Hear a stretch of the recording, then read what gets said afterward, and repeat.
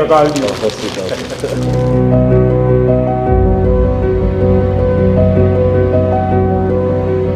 हिंदुस्तान के गांव का एक लड़का जब दुनिया में नाम रोशन करता है तो अच्छा लगता है।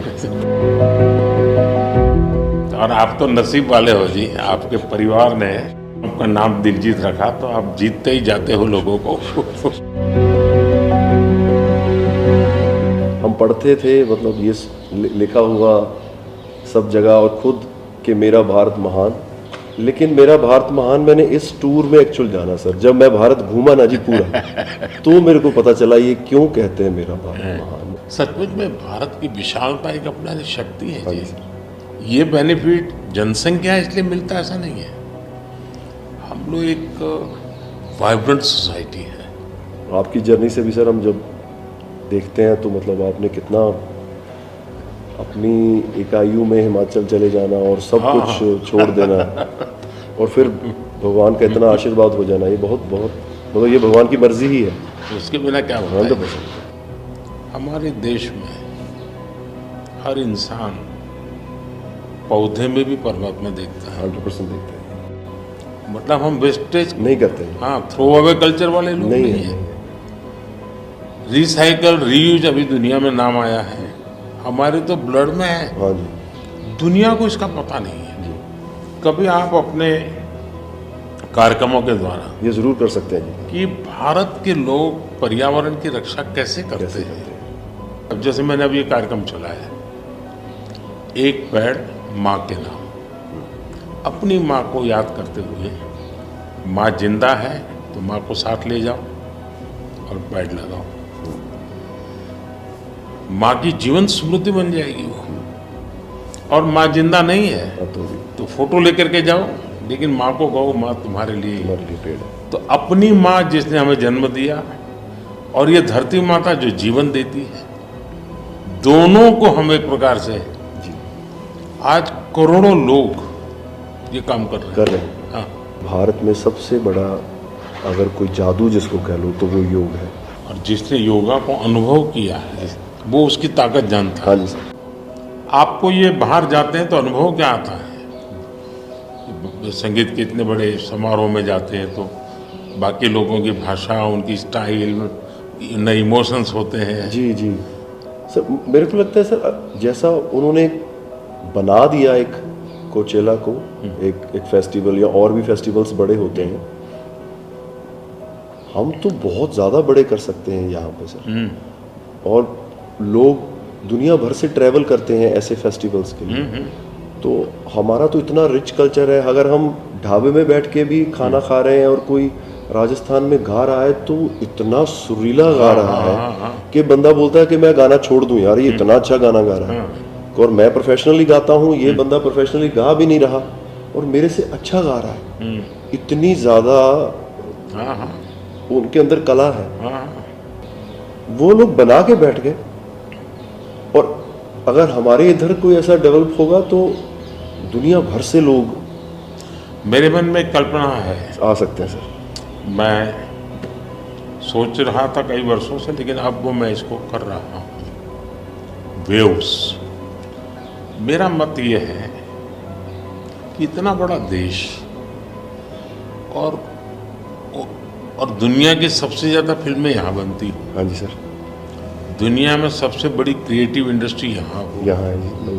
तो मैं यहाँ वेव्स एक बहुत बड़ा मूवमेंट खड़ा कर रहा हूँ और दुनिया की क्रिएटिव वर्ल्ड को मैं इकट्ठा करने वाला हूँ अप्रैल में जी। अब दुनिया का क्रिएटिव वर्ल्ड का सेंटर हिंदुस्तान। मैं एक बार जर्मनी की चांसलर मर्कल जी, तो हम मिले तो उसने मुझे संगीत का विषय निकाला। तो मैंने उसको कहा कि मेरे देश में सूर्योदय के पहले संगीत हो ये अलग है और सूर्योदय के बाद अलग, उसका टाइम अलग है। हाँ जी। मैंने कहा मेरे अलग अलग प्रहर मेरे यहाँ होता है, हर प्रहर का संगीत होता है। फिर मैंने कहा सैड सिचुएशन है तो एक संगीत है, जॉय है तो एक है। तो फिर उनको बड़ा इंटरेस्ट लिया।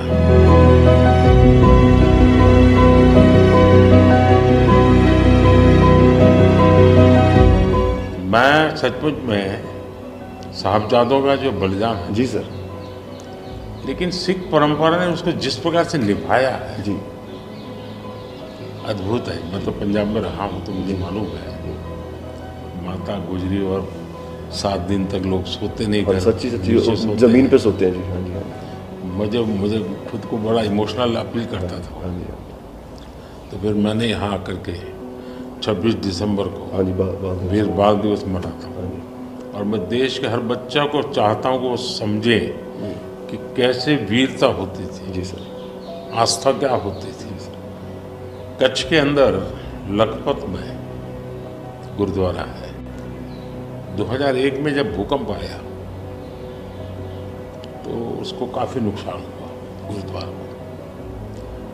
गुरु नानक देव जी वहाँ रहे थे, तो मुझे बड़ी गहरी चोट पहुँची। तब तो मैं मुख्यमंत्री नहीं था, लेकिन मैं तब एक वॉलेंटियर के रूप में वहाँ कच्छ में काम करता था। अच्छा जी।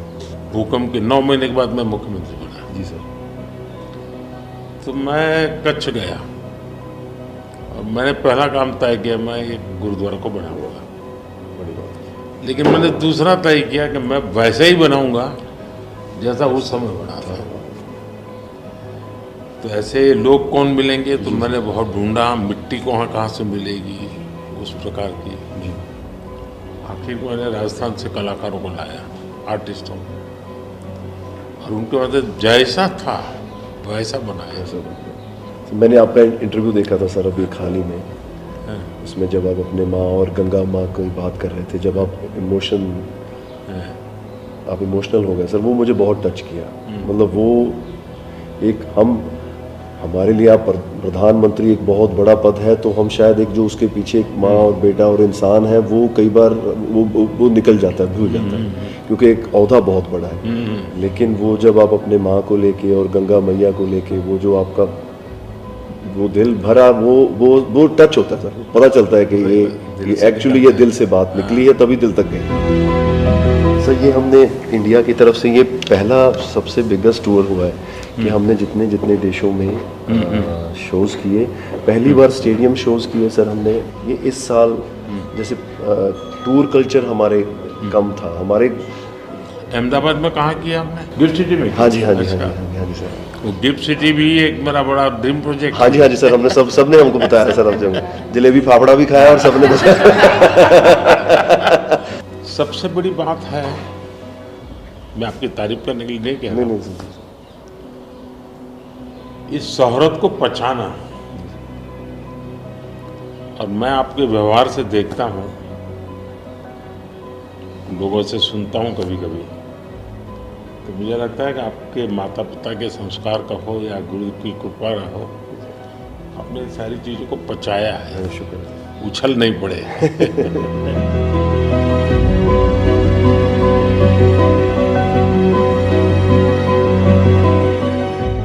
ਉਹ ਕਹਿੰਦੇ ਕਿੱਥੇ ਹੈ ਤੇਰਾ ਰੱਬ ਦਿਸਦਾ ਹੀ ਨਹੀਂ, ਮੈਂ ਕਿਹਾ ਅੱਖਾਂ ਬੰਦ ਕਰ, ਧਿਆਨ ਧਰ ਮਹਿਸੂਸ ਕਰ। ਇਹ ਮਸਲਾ ਬਾਹਰ ਦੀ ਅੱਖ ਦਾ ਨਹੀਂ, ਅੰਦਰ ਦਾ ਹੈ। ਮੈਂ ਕਿਹਾ ਅੱਖਾਂ ਬੰਦ ਕਰ, ਧਿਆਨ ਧਰ ਮਹਿਸੂਸ ਕਰ।